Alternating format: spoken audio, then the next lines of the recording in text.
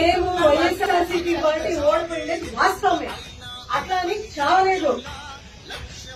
పార్టీలో ఇంకా బలం ఉంది, క్యాడర్ ఉంది, ప్రశ్నించే హక్కు కూడా ఉంది.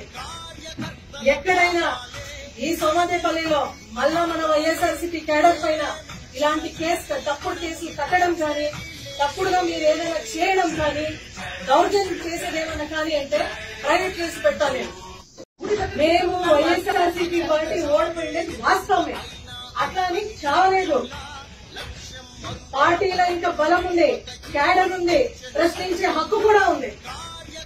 ఎక్కడైనా ఈ సోమాదేపల్లిలో మళ్ళా మన వైఎస్ఆర్సీపీ క్యాడర్ పైన ఇలాంటి తప్పుడు కేసులు కట్టడం కానీ, తప్పుడుగా మీరు ఏదైనా చేయడం కానీ, దౌర్జన్యం చేసేదేమన్నా కానీ అంటే ప్రైవేట్ కేసు పెట్టాలి. Please subscribe .news.